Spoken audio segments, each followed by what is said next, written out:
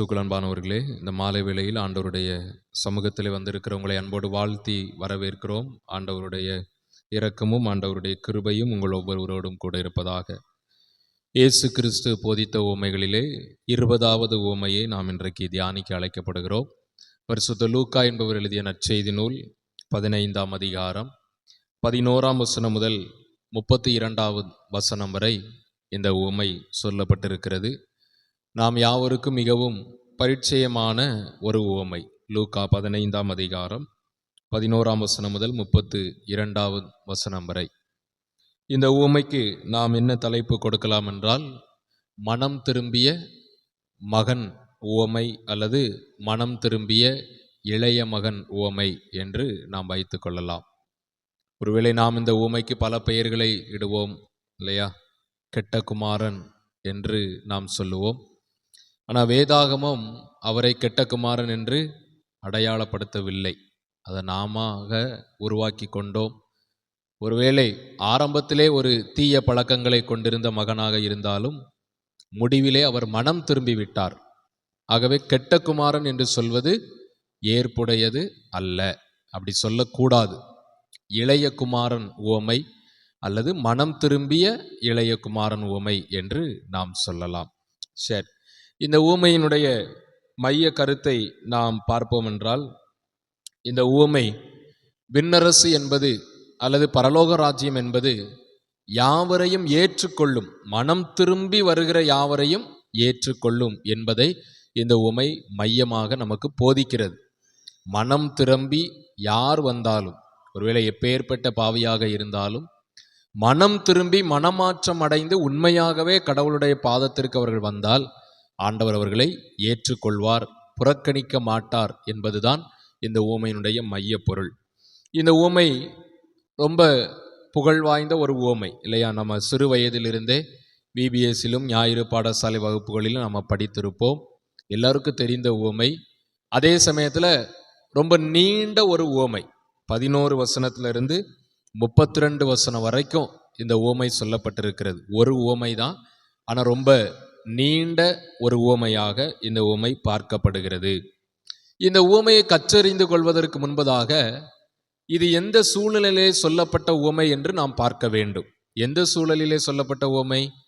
இதற்கு முந்தைய உவமை நாம் என்னதை தியானித்தோம்? முந்தைய உவமை என்ன தியானித்தோம்? காணாமற் போன வெள்ளிக்காசு அல்லது தொலைக்கப்பட்ட வெள்ளிக்காசு என்று நாம் தியானித்தோம். அதற்கு முந்தைய உவமை காணாமற் போன ஆட்டினுடைய உவமை என்று அதிலே போடப்பட்டிருக்கிறது. அப்போ இந்த அதிகாரத்தில் மட்டும் 3 உவமைகள் இடம்பெற்றிருக்கிறது.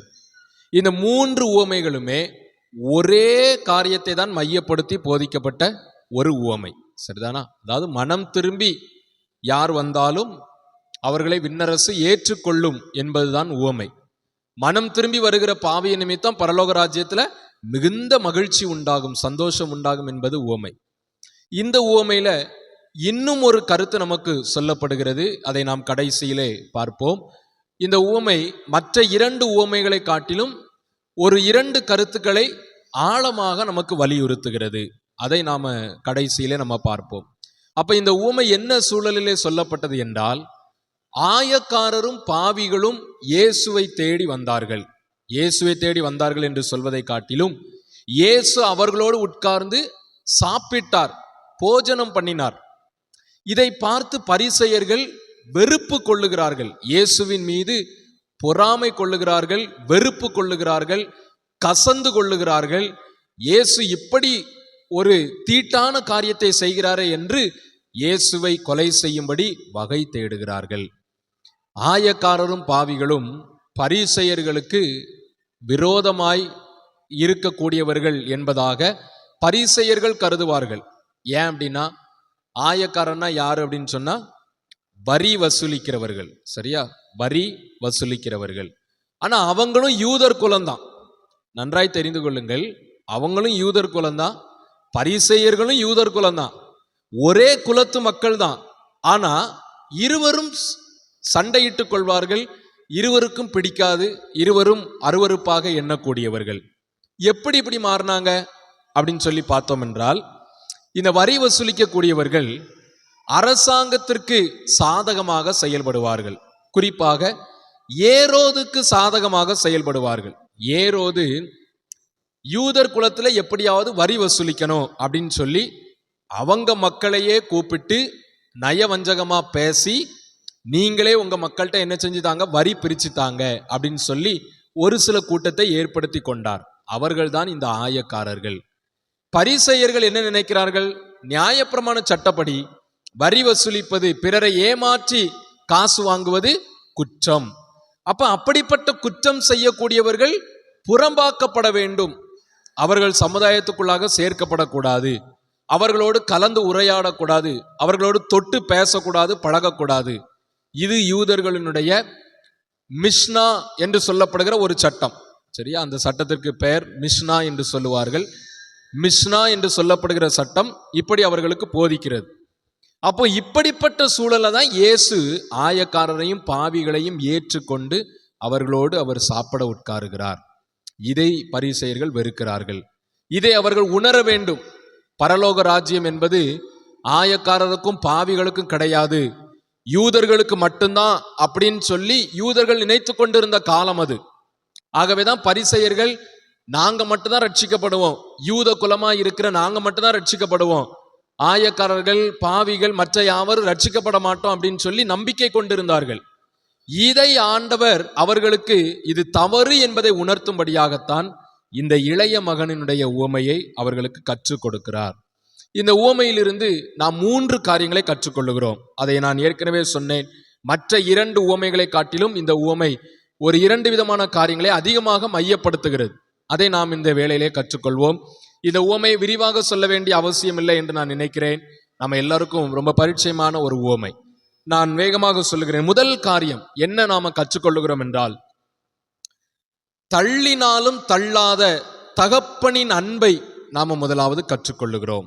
தள்ளினாலும் தள்ளாத தகப்பனின் அன்பு. ஒருவேளை நாம தகப்பனினுடைய அன்பை புறம் தள்ளி விலகி சென்றாலும் நம்மை விட்டு விலகாத ஆண்டவராகிய தகப்பனினுடைய அன்பு அது மேலானது என்பதை இந்த உவமையிலிருந்து நாம் கற்றுக்கொள்ளுகிறோம். எடுத்துக்காட்டாக, உதாரணமாக லூக்கா 15ஆம் அதிகாரம் 20வது வசனத்தை பாருங்கள். எழுந்து புறப்பட்டு தன் தகப்பனிடத்தில் வந்தான்.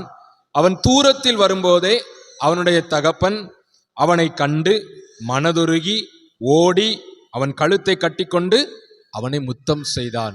எவ்வளவு அழகாக லூக்கா நற்செய்தியாளர் இந்த உவமையை வர்ணிக்கிறார் பாருங்கள். அவனுடைய தகப்பன் அவனை தூரத்தில் இருக்கும் போதே கண்டுகொண்டார், மனதுருகுகிறார், ஓடுகிறார், அவன் கழுத்தை கட்டிக்கொள்கிறார், முத்தமிடுகிறார். அழகாக ஒரு கவிதை நயத்தோடு நற்செய்தியாளர் எழுதுகிறார். இந்த உவமையில நாம ஏன் தகப்பனினுடைய அன்பை மையமாக பேசுகிறோம் என்றால், பொதுவாக யூதர்கள், அதிலும் குறிப்பாக பரிசேயர்கள் ஆயக்காரர்களை தங்கள் குலத்தோடு சேர்க்க மாட்டார்கள். அவங்க மக்களை ஏமாற்றி வரி வசூலிக்காங்க அப்படின்னு சொல்லி தங்களோடு கூட அவர்கள் சேர்த்து கொள்ள மாட்டார்கள். ஒருவேளை பரிசேய சமயத்தாரிலேயே, அவங்க சமயத்தாரிலேயே யாராவது ஒருவர் அரசாங்கத்துக்கு உதவியா வரி வசூலிப்பது கேள்விப்பட்டா அவங்க சமயத்தை விட்டே புறம்பாக்கி விடுவார்கள். அந்த அளவுக்கு இந்த வரி வசூலிப்பவர்களையும் பாவம் செய்பவர்களையும் பரிசேயர்கள் வெறுத்தார்கள். திரும்ப தங்களோடு சேர்த்து கொள்ள மாட்டார்கள். ஆனா இங்க பாருங்க, இந்த இளைய மகன் தகப்பனினுடைய அன்பை விட்டு விலகி ஓடுகிறான், தான் இஷ்டம் போல வாழுகிறான். எப்படி பரிசேயர்கள் ஆயக்காரர்களை தவறாக நினைப்பாங்களோ அதே போலதான் இங்கு இளைய மகன் தன்னுடைய பாவத்துல அதிகமாக உழன்று, தன்னுடைய அக்கிரமத்துல அதிகமாக உழன்று அவன் இஷ்டம் போல வாழ்ந்து விட்டு திரும்ப வருகிறான். சட்டப்படி தகப்பன் என்ன செய்ய வேண்டும்? அவனை ஏற்றுக்கொள்ளக்கூடாது, அவனை புறக்கணிக்க வேண்டும், அது சட்டம். ஆனா இங்கு அந்த தகப்பன் தன்னுடைய இளைய மகனை கண்டு மனதுருகி ஏற்றுக்கொள்ளுகிறதை நம்ம பார்க்கிறோம். ஆகவே தகப்பனினுடைய அன்பு என்பது அது ரொம்பவும் ஆழமான ஒரு அன்பு. இதிலே வெறுமனே தகப்பன் என்று நாம சொல்வதை காட்டிலும் தாயினுடைய அன்பையும் இதில் சேர்த்து கொள்ளலாம். ஏன்னா இது பொதுவாக கடவுளுடைய அன்பை நமக்கு கற்பிக்கிறது. சரிதானா? கடவுளுடைய அன்பை நமக்கு கற்பிக்கிறது. கடவுளை ஒரு ஆண் பாலோடோ பெண் பாலோடோ நாம் என்ன செய்ய முடியாது, வர்ணிக்க முடியாது. தகப்பன் இல்லாதவருக்கு தகப்பனாகவும் தாய் இல்லாதவருக்கு தாயாகவும் கடவுள் நமக்கு இருக்கிறார். ஆகவே இந்த இடத்துல தகப்பனினுடைய அன்பு அப்படின்னு சொல்லி நான் அதிகமாக சொல்லும் பொழுது நீங்கள் புரிந்து கொள்ள வேண்டும், தாயினுடைய அன்பும் அதிலே உள்ளடக்கம். ஆகவே கடவுளுடைய அன்பு என்பது அது ரொம்ப ஆழமானது. இன்னும் பாருங்க, இந்த இளைய மகன் என்ன செய்கிறான் தெரியுமா? சொத்தை பிரிக்கிறான். அது பெரிய ஒரு தவறு இல்லையா? இன்றைய காலகட்டங்களிலும் தகப்பன் இருக்கும் பொழுதே சொத்தை பிரிக்க வேண்டும் என்று நினைக்கிற பிள்ளைகள் உண்டு. ஆனா அப்படி நினைக்கும் பொழுது நாம ஒன்றை புரிந்து கொள்ள வேண்டும், தகப்பன் என்கிற உறவை நாம் அத்தோடு முறித்து கொள்ளுகிறோம் என்பதுதான் உண்மை. நன்றாய் புரிந்து கொள்ளுங்கள். தகப்பன் இருக்கும் பொழுதே தகப்பன் சம்பாதித்த பரம்பரை சொத்துக்களை பிரிக்க வேண்டும் என்று நாம் நினைப்போம் என்றால், தகப்பன் உயிரோடு இருக்கும் பொழுதே தகப்பனினுடைய அன்பு எனக்கு வேண்டாம், அல்லது நான் இனிமேல் என்னுடைய தகப்பனுக்கு குமாரன் அல்ல என்று உறவை முறித்து கொள்வதற்கு சமம். இது யூதர்களுடைய சட்டம் போதிக்கிறது. அவர்களுக்கு பொதுவாக யூதர்களுடைய மரபு என்னன்னா, தகப்பன் மரிக்கும் போதோ அல்லது மரித்த பிற்பாடோ சொத்தை பிரிக்க வேண்டும். இதுதான் யூதர்களுடைய சட்டம். நம்ம பழைய ஏற்பாட்டில் பார்க்கும் பொழுது யாக்கோபு தன்னுடைய 12 பிள்ளைகளையும் மரிக்கும் தருவாயில் அழைத்து அவங்களை ஆசீர்வதிக்கிறத நம்ம பார்க்கின்றோம். ஆசீர்வதித்து ஒவ்வொரு பகுதியையா கொடுப்பார் இல்லையா? உனக்கு கடற்கரை ஓரம், உனக்கு இந்த ஓரம் அந்த ஓரம் அப்படின்னு சொல்லி ஒவ்வொரு பகுதியாய் கொடுப்பார். ஏன்னா மரிக்கும் பொழுதுதான் சொத்தை பிரித்து கொடுப்பார்கள். சொத்து பிரிப்பதிலேயும் சேஷ்ட புத்திர பாகம் என்று ஒன்று உண்டு, அப்படிதானே? மூத்த குமாரனுக்கு எத்தனை பங்கு? சேஷ்ட புத்திர பாகம்னா என்னது? என்னன்னு தெரியல. எத்தனை செய்தியில நம்ம கேள்விப்படுறோம். சேஷ்ட புத்திர பாகம்னா 3/2 பங்கு மூத்த மகனுக்கு.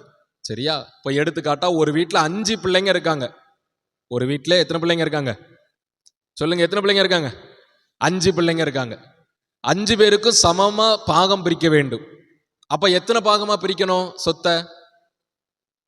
5 பிள்ளைங்க இருக்காங்க, 5 பேருக்கு சமமா பாகம் பிரிக்கணும். எத்தனை பாகமா பிரிக்க வேண்டும்? 5 பாகமா பிரிக்கணும், அப்படிதானே? 5 பேருக்கு சமமா கொடுக்கணும்னா சொத்தை 5 பாகமா பிரிக்கணும். ஆனா யூதர்கள் எத்தனை பாகமா பிரிப்பாங்க தெரியுமா? 6 பாகமாய் பிரிப்பார்கள். 5 பிள்ளைகள் இருந்தால் 6 பாகமாய் பிரிப்பார்கள். 3 பிள்ளைகள் இருந்தால் 4 பாகமாய் பிரிப்பார்கள்.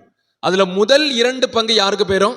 மூத்த மகனுக்கு போயிடும். இதுதான் சேஷ்ட புத்திர பாகம். சரியா? இதுதான் சேஷ்ட புத்திர பாகம். இது யூதர்களுடைய ஆண்டவர் கொடுத்த ஒரு காரியம், ஒரு கற்பனை. சரி, இருக்கட்டும். இப்போ இந்த சொத்துக்கள் எல்லாவற்றிலேயும் அவன் பங்கு பிரிச்சு தகப்பன் உறவை முறித்து, தகப்பனினுடைய அன்பே எனக்கு வேண்டாம் அப்படின்னு சொல்லி அவன் தூரதேசம் ஓடுகிறான். தூரதேசம் ஓடுவது மட்டுமல்ல, அவன் செய்த பாவம் என்ன பாருங்க. மூத்த மகன் சொல்லுகிறான், லூக்கா 15ஆம் அதிகாரம் 30வது வசனத்தை பாருங்க. வேசிகளிடத்தில் உம்முடைய ஆஸ்தியை அழித்து போட்ட உம்முடைய குமாரனாகிய இவன். அப்ப இவன் செய்த பாவம் விபச்சார பாவம் என்று இங்கு மூத்த மகன் அடையாளப்படுத்துகிறான். அப்போ பொல்லாத பாவமும் செய்திருக்கிறான். தகப்பனினுடைய அன்பே எனக்கு வேண்டாம் அப்படின்னு சொல்லி புறம் தள்ளி இருக்கிறான். சட்டப்படி அவனை ஏற்றுக்கொள்ளக்கூடாது. ஆனா தகப்பன் அவரை கண்டு மனதுருகி ஓடி கட்டி அரவணைத்து முத்தமிடுகிறார். அப்ப இதிலிருந்து கடவுளுடைய அன்பு என்பது எவ்வளவு ஒரு ஆழமான ஒரு அன்பு. நாம மனம் திரும்பி வருகின்ற பொழுது சந்தோஷமாய் ஆண்டவர் ஏற்றுக்கொள்ளுகிறார். இந்த தகப்பன் தூரத்தில் வரும்போதே காண்கிறான் என்று சொல்லும் பொழுது அதில் இன்னொரு காரியமும் அடங்கி இருக்கிறது. தகப்பனினுடைய அன்பு மகனுக்காக காத்திருக்கும் அன்பாகவும் அந்த இடத்துல இருக்கிறது இல்லையா? என் மகன் இன்னைக்கு வருவானா, அல்லனா அடுத்த நொடி வருவானா, இன்னும் 1 மணி நேரம் கழிச்சு வரமாட்டானா, இல்லை இன்னும் 2 மணி நேரம் கழிச்சு வரமாட்டானா அப்படின்னு சொல்லி வீட்டு வாசல்ல உட்கார்ந்து ஒவ்வொரு நாளும் பார்த்து கொண்டே இருந்திருக்கிறார், காத்து கொண்டே இருந்திருக்கிறார்.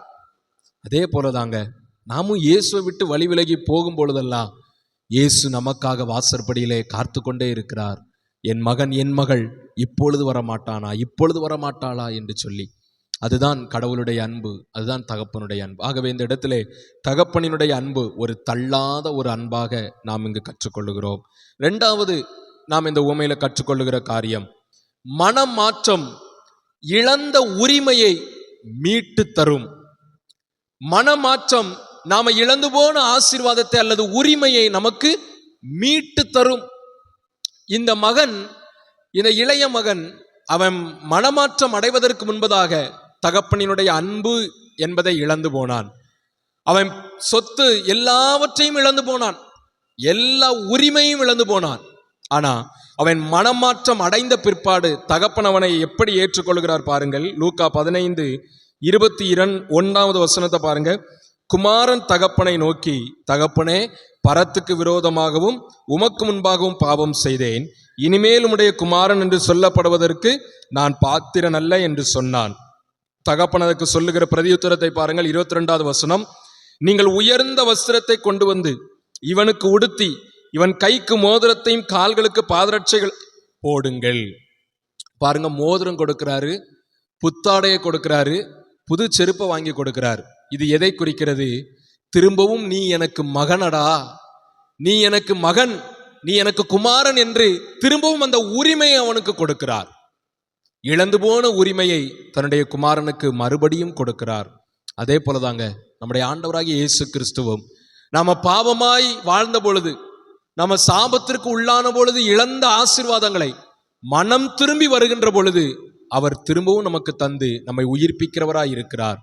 ஆதாமின் மூலமாக, ஏவாளின் மூலமாக இழந்த மகிமையின் ஆசீர்வாதத்தை இயேசு சிலுவையில் நமக்கு சம்பாதித்து வைத்திருக்கிறார். யாரெல்லாம் சிலுவை அண்டைக்கு வராங்களோ இழந்த அந்த மகிமையின் பிரசனத்தை திரும்பவும் நாம பெற்றுக்கொள்ளுகிறோம். இழந்த அந்த உரிமையை திரும்பவும் நாம பெற்றுக்கொள்ளுகிறோம். ஆகவே இந்த உவமையில நாம கற்றுக்கொள்ளுகிற காரியம், மனம் மாற்றம் நம்முடைய வாழ்க்கையிலே இழந்த உரிமையை மீட்டு தரும் என்பதை நாம கற்றுக்கொள்கிறோம். கடைசியாக ஒன்றை சொல்லி நிறைவு செய்கிறேன். இந்த உவமை மூன்றாவதாக நமக்கு கற்றுத்தருகிற காரியம், வெறுப்பு உணர்வு அல்லது கசப்பு உணர்வை அகற்றிவிட வேண்டும் என்பதை கற்றுத்தருகிறது. இதான் ரொம்ப முக்கியமான காரியம். மற்ற 2 உவமையை காட்டிலும் வித்தியாசமாக இந்த உவமையில ஆண்டவர் நமக்கு கற்றுத்தருகிற காரியம், வெறுப்பு உணர்வு அல்லது கசப்பு உணர்வை நாம் நம்மை விட்டு அகற்ற வேண்டும். யார் இதுல வெறுப்பு கசப்பு கொண்டா? யார் இந்த உவமையில கசந்து கொண்டா? இந்த உவமையில கசந்து கொண்டது யார்? மூத்த மகன் இல்லையா? மூத்த மகன் யார் மீது கசந்து கொண்டான்? இளைய மகன் மீது கசந்து கொண்டான். எதற்காக கசந்து கொண்டான்? என்ன சொல்றான்? தகப்பனே, அவன் உம்முடைய சொத்துக்களை எல்லாம் வேசிகள் இடத்துல அழிச்சிட்டு வர்றான். ஆனா அவன் அழித்து போன அந்த சமயத்துல நான் உம்ம கூட தான் இருந்தேன், உமக்கு சாப்பாடு ஆக்கி போட்டேன், சம்பாத்தியம் பண்ணேன், உம்மை பராமரித்தேன், பாதுகாத்தேன், உம்முடைய சொத்துக்களை எல்லாம் நான் பாதுகாத்தேன், எவ்வளவு வேலை பண்ணியிருக்கேன். ஆனா ஒரு நாளாவது எனக்கு ஒரு கன்று அடித்திருப்பீரா? ஒரு நாளாவது இப்படியெல்லாம் எல்லாரையும் கூப்பிட்டு விருந்து வைத்திருப்பீரா அப்படின்னு சொல்லி அந்த மூத்த மகன் பேராசையினால பொறாமை கொள்ளுகிறதை நாம பார்க்கின்றோம். அன்பானவர்களே, மற்றவர்களை குறித்து நம்முடைய இருதயத்துல என்ன சிந்தனை ஓடிக்கொண்டிருக்கிறது? இந்த இடத்துல நாம இன்னொன்று கவனிக்க வேண்டும். இதை திரும்பி வந்த இளைய மகனுக்கு மகன் என்கிற உரிமையை கொடுத்தார், அது உண்மை. ஆனா அவன் கையில என்னது கிடையாது? சொத்து கிடையாது. நல்லா யோசித்து பாருங்க. அவன் பிரிச்சுட்டு போன சொத்து எல்லாத்தையும் அவனே அழிச்சு போட்டான். இனிமே அவனுக்கு சொத்து வேணும்னா சம்பாதிக்கணும், அவன் இனிமே அவனா உழைக்கணும், அப்பதான் சொத்து. இப்போ தகப்பனிடத்துல இருக்கிற எல்லா சொத்துக்களும் யாருடையது? மூத்த மகனுடையது. அதை தான் தகப்பன் சொல்லுகிறார். லூக்கா 15:31 பாருங்க. அதற்கு தகப்பன், மகனே, நீ எப்போதும் என்னோடு இருக்கிறாய், எனக்குள்ளதெல்லாம் உன்னுடையதா இருக்கிறது. இப்ப இருக்கிற சொத்து எல்லாமே உன்னுடையது, அதுல எந்த மாற்றமும் கிடையாது, அதுல எந்த மாற்றமும் கிடையாது. அவன் திரும்பி வந்துட்டான் அப்படிங்கிறதுக்காக சொத்துல அவனுக்கு பங்கு கொடுக்க முடியாது. ஏன்னா ஏற்கனவே சொத்தை என்ன செஞ்சாச்சு? பிரிச்சாச்சு.